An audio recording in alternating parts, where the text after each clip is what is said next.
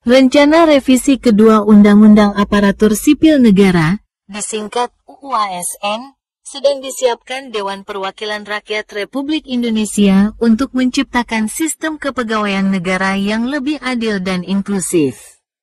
Salah satu isu krusial yang akan diakomodasi dalam perubahan ini adalah pemberian hak pensiun bagi pegawai pemerintah dengan perjanjian kerja, disingkat PPPK, sebuah kebijakan yang sebelumnya hanya dinikmati oleh pegawai negeri sipil, disingkat PNS.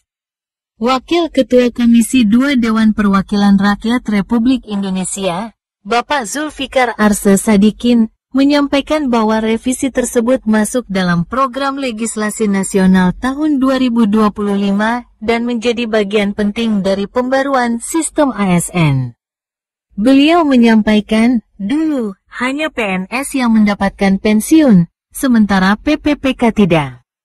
Sekarang dengan perubahan tersebut, PPPK juga berhak atas pensiun. Ini langkah maju dalam penyetaraan hak ASN, ujarnya dalam diskusi publik di Kompleks Dewan Perwakilan Rakyat Republik Indonesia, Jakarta, pada hari Selasa, tanggal 22 April tahun 2025.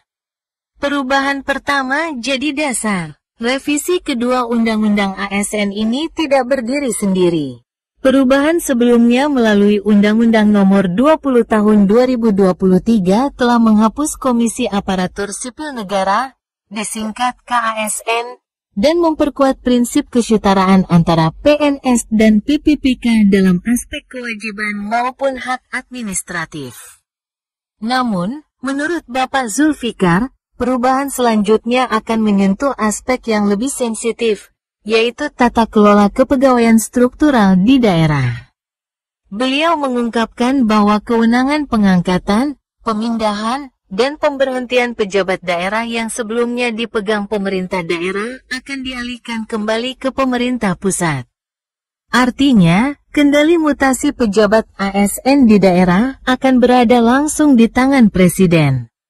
Sanksi tegas bagi instansi yang bandel. Bapak Zulfikar juga mengingatkan bahwa per 1 Desember tahun 2024, seluruh instansi pemerintah pusat dan daerah tidak lagi diperbolehkan merekrut tenaga non-ASN, termasuk honorer. Larangan ini berlaku secara nasional sebagai upaya menghapus praktik kerja kontrak jangka panjang tanpa jaminan hak yang layak. Beliau menegaskan, instansi yang tetap menggunakan tenaga honorer akan diusulkan untuk dikenai sanksi administratif. Ini bagian dari penegasan arah kebijakan yang sudah ditentukan dalam Undang-Undang ASN sebelumnya.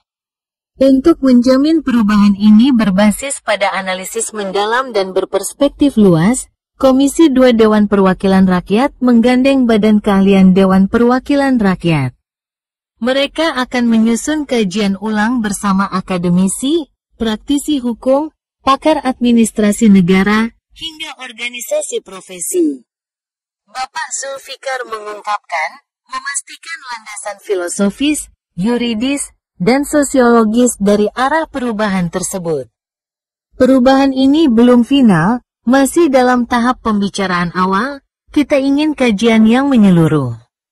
Revisi kedua Undang-Undang ASN menjadi salah satu momentum penting dalam perjalanan reformasi birokrasi Indonesia.